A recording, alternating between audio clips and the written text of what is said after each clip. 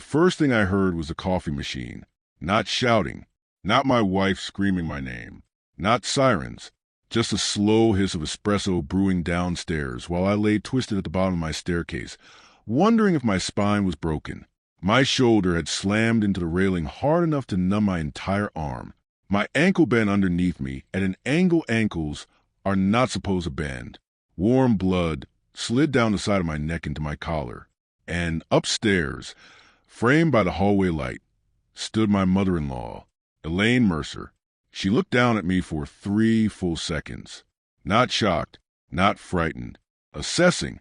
Then she turned, walked downstairs, stepped around my body like I was a bag left in the hallway, and started making coffee. I know exactly how long she stood there, because I had cameras installed 2 months earlier. Every second was recorded. That's the part people react to most. The coffee. But later in the ER, I watched the footage myself while a trauma nurse held my phone and swore under his breath. My name is Daniel Brooks. I'm 34 years old, and I'm an architect. I design hospitals and municipal buildings, which means I spend most of my life thinking about structure and failure points. What I failed to calculate correctly was my marriage, or more specifically, my wife's mother. I married Olivia Mercer Brooks 3 years before the staircase incident. Olivia was smart, funny, ambitious, and deeply loyal. Unfortunately, most of that loyalty belonged to Elaine. You could actually watch Olivia change when her mother entered a room. Her posture tightened, her voice softened. Decisions stopped being decisions and became permissions waiting to happen. At first, I thought it was normal family closeness. Then I met Olivia's older brother, Nathan. Nathan barely spoke during family dinners. Elaine corrected him constantly. She criticized the way he dressed, interrupted him mid-sentence, and once openly mocked his haircut, while everyone laughed awkwardly around the table. Nathan just accepted it. That should have warned me.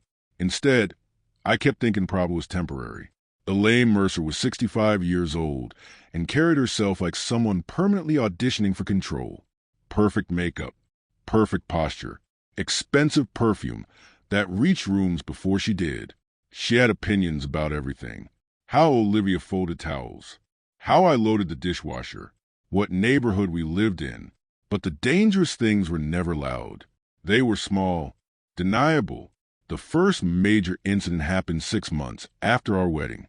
I came home from work and found my office rearranged. Not messy, rearranged. Files moved, desk drawers reorganized, personal documents stacked differently. Olivia admitted her mother had stopped by while I was at work. She was just helping. She said, helping. I remember staring at my desk, thinking something felt wrong in a way I couldn't fully explain. Then smaller things started disappearing.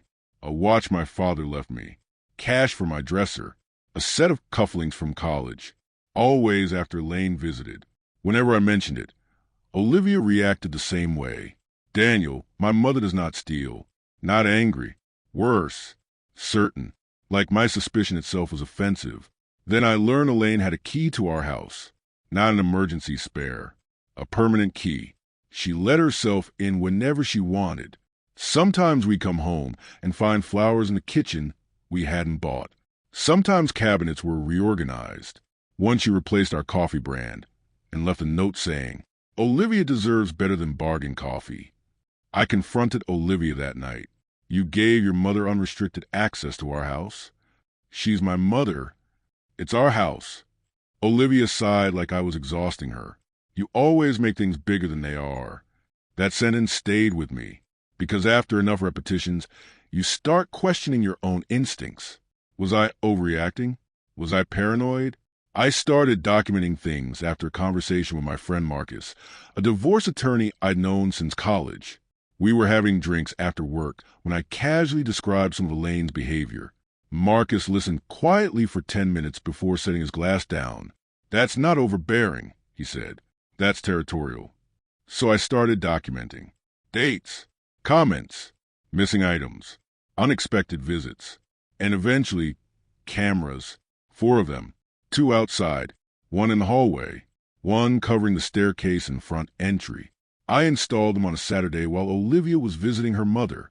When she noticed them later, she frowned. You really think this is necessary? I feel better having them. She looked uncomfortable for a moment. Then she said something I didn't fully understand until much later. Mom's gonna hate these. 2 months later, on a rainy Thursday afternoon, I was carrying blueprints upstairs when I heard the front door unlock. No knock, just a metallic turn of a key. Elaine, I looked up from halfway on the staircase as she entered. You can't keep walking in here, I said. She smiled. This is my daughter's home. The emphasis landed exactly where she intended. It's my home, too. She stepped closer. Temporary things always feel permanent in the beginning. I went still. What exactly is that supposed to mean? She tilted her head slightly. You really think you're the first husband who believed he mattered more than family? And then her hands hit my chest. Hard, both palms fully extended. The blueprints flew first. Then I did. The staircase caught my ribs one by one on the way down. My ankle twisted halfway through the fall with a sound I physically felt in my teeth. Then hardwood. Then silence. Above me, Elaine stared down for 3 seconds. Then she walked downstairs, stepped around my body, and started making coffee. I don't remember screaming. The camera had audio, but later, when Detective Collins reviewed the footage, he told me the strange thing was how quiet the fall sounded. A few impacts.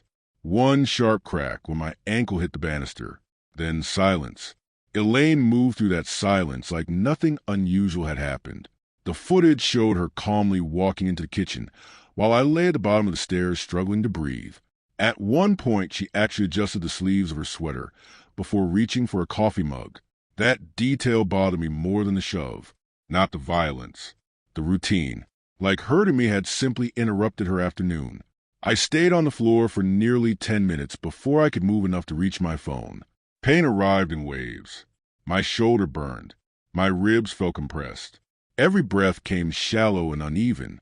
I dialed 911 with shaking fingers. Then I called Olivia. No answer. I called again. Straight to voicemail. Upstairs, the coffee machine hissed. The paramedics arrived first. Elaine met them at the door. I know this because the hallway camera captured her transformation perfectly.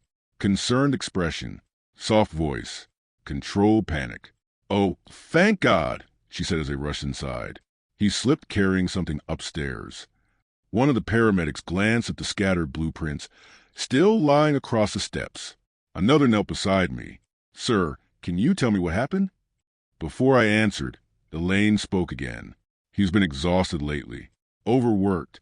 I keep telling him to slow down. I looked directly at her. You push me. The room went silent. Elaine blinked once, then gave a tiny, sad smile. Daniel, she said gently, why would I do that? That tone, that perfectly measured concern. It almost made me question myself for half a second. Then I remembered the cameras. There's footage, I said. That changed everything. Not dramatically. Subtly, Elaine's expression froze for one fraction of a second before recovering. What footage? The cameras. The older paramedic slowly stood. He and his partner exchanged a look. Elaine laughed softly. Oh, Daniel installed security cameras because he thinks people are stealing from him. People, not her, never directly her. The ambulance ride blurred together after that. Rain against the windows. Questions about pain levels. A plastic oxygen mask pressing against my face. At St. Matthew's Hospital, they wheeled me into the ER, where scans confirmed 2 fractured ribs, a torn ligament in my ankle, and a dislocated shoulder. Not life-threatening. Close enough to matter. Olivia arrived 40 minutes later. Elaine walked in beside her. Of course she did. Olivia rushed to my bedside looking horrified. Oh my God, Daniel. For 1 second I saw my wife again. Real fear, real concern. Then Elaine touched her shoulder. And Olivia changed. What exactly happened? She asked carefully. Not, are you okay? Not, did she hurt you? What happened? I looked at her for a long moment. Your mother shoved me down the stairs. Elaine sighed quietly behind her. Daniel. No. I snapped. Don't. A nurse entered before Elaine could answer. His badge read, Jason Reed, trauma RN, mid-30s. Calm eyes. Observant. He looked around the room once and immediately noticed the tension. "Family only for a minute," he said. "I'm his wife," Olivia answered. "And I'm his mother-in-law," Elaine added smoothly. Jason nodded once. "Actually, I need to examine him privately." Elaine smiled politely. "That's really unnecessary." Jason's expression didn't move. Outside, both of you. Something about his tone made them listen. Once the curtain closed, Jason lowered his voice. "Mr. Brooks, did someone assault you?" The directness almost broke me, because for 3 years every concern I'd raised about Elaine had been minimized into misunderstandings. Now someone was asking plainly. "Yes," I said.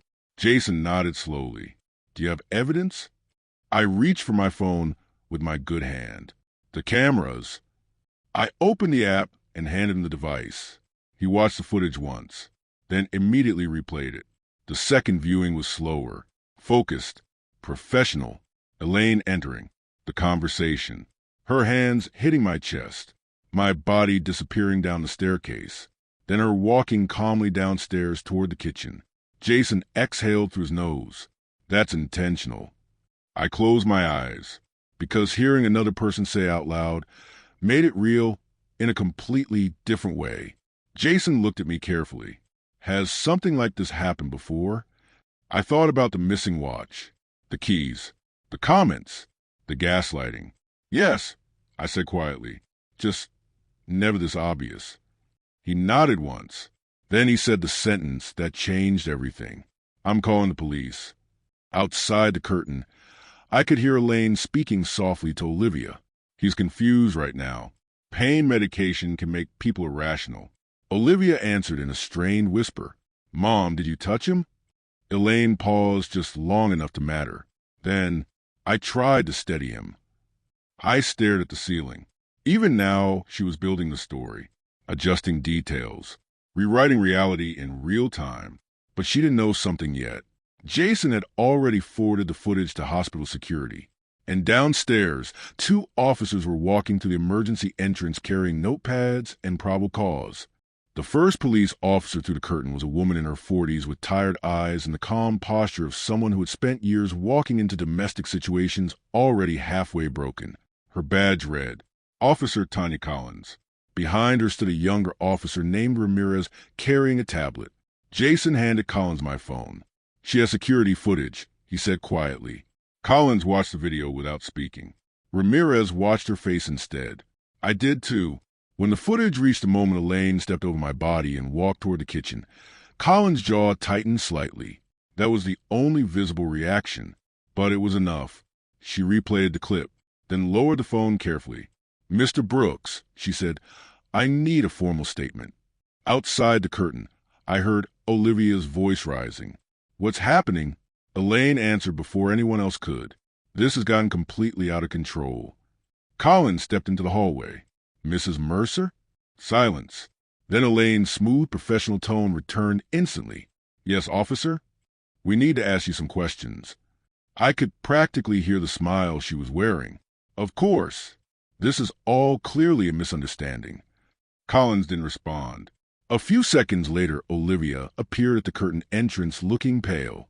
"Daniel," I looked at her. Really looked at her. "You knew," I said quietly. Her face crumpled immediately. "Please don't do this." "Not, Mom didn't push you. Not, you're wrong. Just, please don't do this." And that told me everything. Jason remained beside my bed, pretending to adjust equipment, while very obviously staying nearby on purpose. Olivia lowered her voice. "She didn't mean for you to fall like that." The room went completely still. Even Jason stopped moving. I stared at my wife. "You just admitted she pushed me." Olivia's eyes widened slightly, like she hadn't realized what she'd said until it was too late. "She was angry," she whispered. "You were arguing and she shoved me down a staircase." Tears filled her eyes instantly. "You always push her." I actually laughed once. Not because it was funny, because it was insane. She stole from me for years. She walked into our house whenever she wanted. She called me temporary. She was protecting me. That sentence landed harder than the fall had. Protecting me. Jason slowly looked away, Probably because even he understood this conversation had stopped being normal a long time ago.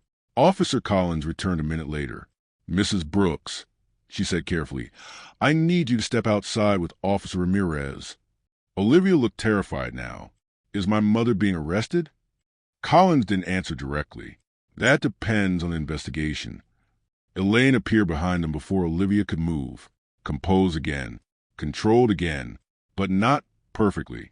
For the first time since I'd met her, I could see cracks. Tiny ones. Around the eyes. In the jaw. Fear. "Daniel," she said softly, "you know this isn't what happened." I held her gaze. "There's video." That changed her expression instantly. Not guilt. Calculation. Like she was mentally reorganizing possibilities in real time. "It's an angle," she said carefully. "People see what they want to see in recordings." Officer Collins spoke before I could. "A forensic review can determine force direction and intent pretty clearly, ma'am." Elaine went silent. That was the moment she realized this wasn't going away quietly. Collins took my formal statement over the next 40 minutes. Everything, the missing belongings, the key, the unannounced entries, the comments. Jason remained nearby the entire time. At one point Collins asked, "Has there ever been prior violence?" I almost said no. Then I remembered something. 2 years earlier, during Thanksgiving dinner, Elaine had accidentally spilled boiling water across my hand after I contradicted her about something political. Second-degree burns. She apologized immediately afterward. Too quickly. Too perfectly. At the time, Olivia insisted it was a mistake. Now I wasn't so sure. Collins wrote everything down carefully. When she finished, she closed the notebook slowly. "Mr. Brooks, there's something you should know." Her tone changed slightly. Professional still, but heavier. "We've had a previous complaint involving Mrs. Mercer." I stared at her. What kind of complaint? Collins glanced briefly toward the hallway before answering. "Olivia's ex-fiancé." Every nerve in my body went cold. 3 years ago, he filed a report claiming Elaine assaulted him during an argument. What happened? He withdrew the complaint 2 days later. Of course he did. Collins continued, but the report stayed on file. I closed my eyes. Suddenly, everything rearranged itself. The possessiveness, the control, the certainty. I wasn't the first man Elaine had tried to remove from Olivia's life, just the first one with cameras. Officer Ramirez stepped to the curtain a moment later. Quietly, "Ma'am's requesting an attorney." "Elaine." Collins nodded once. Then she looked at me. "With the footage and prior complaint, this is likely moving forward as felony assault." The word felony hung in the room heavily. Not family drama. Not misunderstanding. Felony. Jason crossed his arms quietly near the monitor. Olivia appeared again behind Ramirez, looking shattered. "Daniel, please." I didn't answer immediately, because I finally understood something important. For 3 years I had kept trying to solve Elaine, trying to reason with her, trying to make Olivia see what was happening. But Elaine had never believed consequences applied to her. That was why she'd walked calmly to the kitchen after throwing me down the stairs. That level of certainty only exists when someone has spent a lifetime escaping accountability. I looked at Officer Collins. "I want to press charges." And outside the curtain, for the first time all night, I heard Elaine Mercer lose her composure completely. Elaine Mercer was arrested at 9:14 that night. I know the exact time because Officer Collins documented everything carefully, and because I replayed the moment in my head for weeks afterward trying to understand how someone could look genuinely offended while being handcuffed for attempted assault. Elaine never cried, never shouted. She simply stood in the hospital hallway with her purse hanging from one arm while Officer Ramirez read her rights. "This is absurd," she said calmly. "My son-in-law fell." "You can explain that downtown," Collins replied. Elaine's eyes moved past the officers and found Olivia. Not fear. Instruction. Even then, Olivia looked like she was physically coming apart. "Mom." Elaine interrupted softly. "Do not panic. We'll handle this." "We." That word finally seemed to hit Olivia differently, because suddenly she wasn't looking at a strong mother protecting the family. She was looking at a woman being arrested for violently throwing her husband down a staircase. And for the first time since I'd known her, Olivia looked uncertain about which reality was real. Elaine's attorney arrived less than an hour later. Harold Finch, gray suit, expensive watch, the exhausted expression of a man who had spent 20 years defending wealthy people from consequences. He requested copies of the footage immediately. Officer Collins denied him access pending formal evidence processing. Finch looked irritated. Then Jason, the trauma nurse, quietly spoke from behind him. I watched the footage twice. Finch turned. Jason held his gaze evenly. She's lucky he survived the fall. That ended the conversation. Olivia stayed at the hospital until nearly midnight, mostly silent. At one point, she sat beside my bed and whispered, "I didn't think she'd actually hurt you." I stared at her. "You admitted she pushed me." She was angry. That's not an excuse. Tears rolled down her face. "You don't understand what she's like when people leave. People leave. Not when men hurt her. Not when relationships fail. When people leave." I finally asked a question that had been building in my head all night. "What happened to your ex-fiancé?" Olivia froze. Completely. Then she looked away. That was different. "How?" Long silence. Finally, "He filed charges too." The room went cold around me. "What?" Olivia wiped at her eyes quickly. "They got dropped." "Because he withdrew them?" She said nothing, which was answer enough. I suddenly understood something terrifying. Elaine had done this before, successfully, and Olivia had helped bury it, not because she was evil, because she had spent her entire life surviving her mother by protecting her version of reality. At 1:30 in the morning, Marcus arrived, still in his work clothes, still carrying legal folders, because apparently divorce attorneys never truly stop working. He listened quietly while I explained everything. Then he watched the footage himself. When it ended, he sat very still for a moment. "Daniel," he said carefully, "you need to leave this marriage immediately." Part of me already knew that. The harder part was accepting it, because despite everything, I still loved Olivia.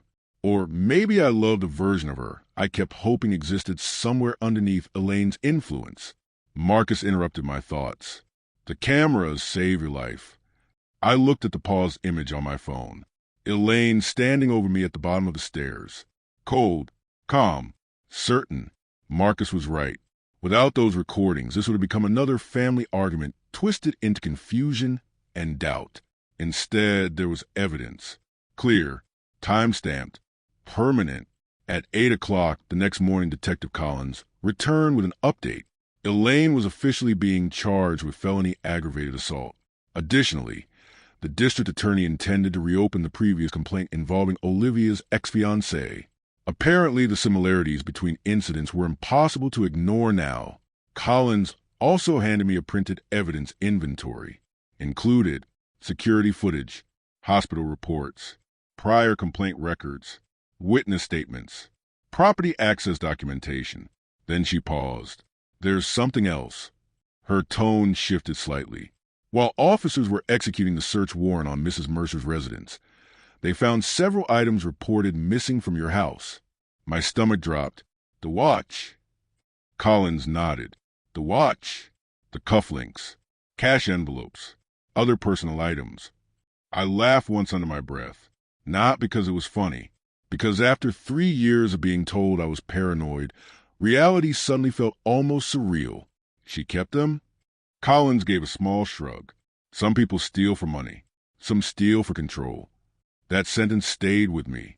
Olivia came back later that afternoon. Different this time. Quieter. Smaller somehow. She sat beside my bed for a long time before speaking. "I think she ruined me." I looked at her carefully.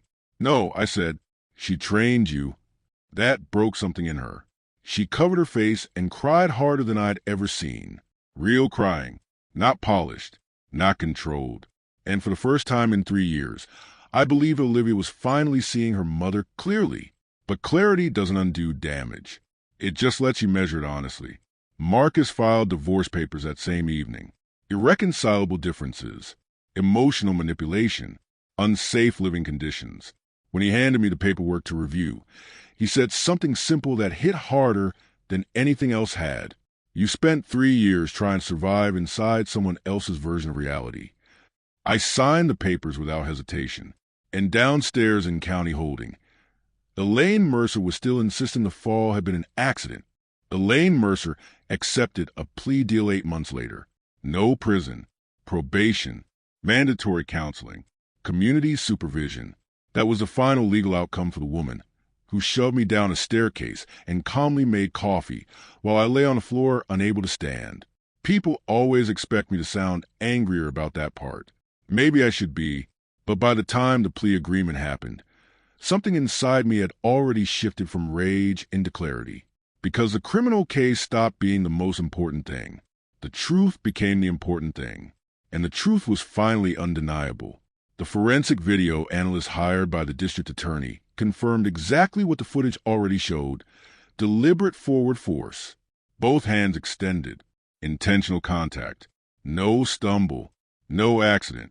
Elaine's attorney tried every argument available before the plea: camera angle distortion, emotional instability, misinterpretation of movement. But evidence is stubborn, especially recorded evidence. The previous complaint from Olivia's ex-fiancé mattered more than anyone expected. Once investigators reopened the file, the similarities were impossible to ignore. Same staircase, same explanation, same immediate pressure to withdraw accusations. He eventually gave a formal statement. He said Elaine shoved him during an argument after he discussed moving Olivia out of state. He also admitted something else. Olivia had begged him not to press charges because she was terrified of what her mother would do if he did. That part hurt almost more than the fall, because it meant Olivia had known for years that her mother was capable of violence. She just never believed the violence would reach me. The divorce finalized 6 months after the arrest. Olivia didn't contest it. By then, she had started therapy independently and moved into a temporary apartment across town. We spoke exactly twice during the process. The second conversation happened in a coffee shop near the courthouse after signing the final paperwork. She looked exhausted, not physically, structurally, like someone whose entire understanding of reality had collapsed inward. I used to think surviving her meant agreeing with her, she said quietly. I didn't answer immediately, because honestly, part of me still loved her. That was the hardest thing to admit. Not because love survived what happened, but because love and damage can exist together far longer than people think. Olivia stirred her coffee slowly. She used to tell me that everyone eventually leaves except family, she said. I think she spent my whole life teaching me to fear abandonment more than abuse. That sentence sat between us for a long time. Then she looked at me. I'm sorry I didn't protect you. For 3 years I had wanted those words desperately.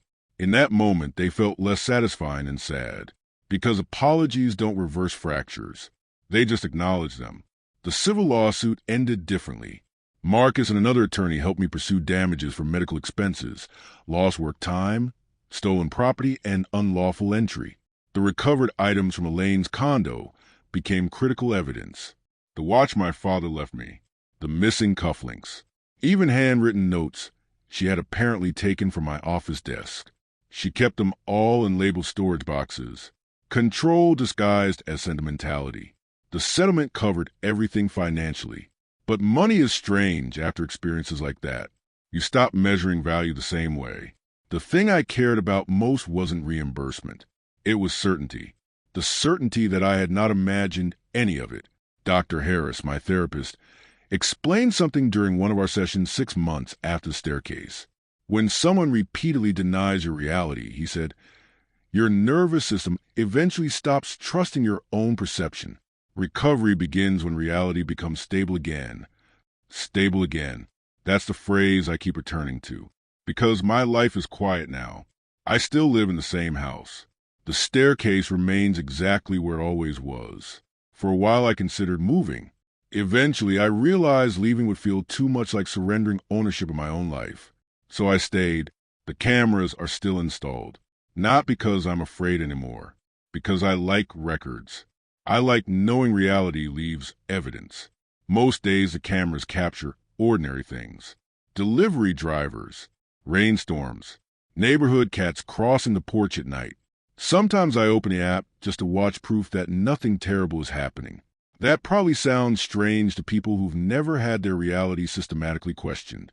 But there's comfort in documentation. There's comfort in knowing no one gets to rewrite events anymore. Elaine has never contacted me since sentencing. The restraining order remains active. Nathan, Olivia's brother, called me once about 4 months after everything ended. We spoke for nearly 2 hours, mostly about childhood, about fear, about how people adapt themselves around controlling personalities until adaptation starts feeling like identity. Before hanging up, he said something quietly. "You were the first person who ever fought back with evidence." That stayed with me, not because it made me feel heroic, because it made me realize how many people Lane probably trained into silence long before I arrived. It's October now, almost a year since the staircase. This morning I made coffee in my own kitchen while sunlight came through the windows over the sink. The house was quiet, peacefully quiet. No tension hiding underneath it. No waiting for a key turning unexpectedly in the lock. And sometimes I think about the thing Elaine said to me right before she shoved me. Temporary things always feel permanent in the beginning. She was wrong about me. I wasn't temporary. I was prepared.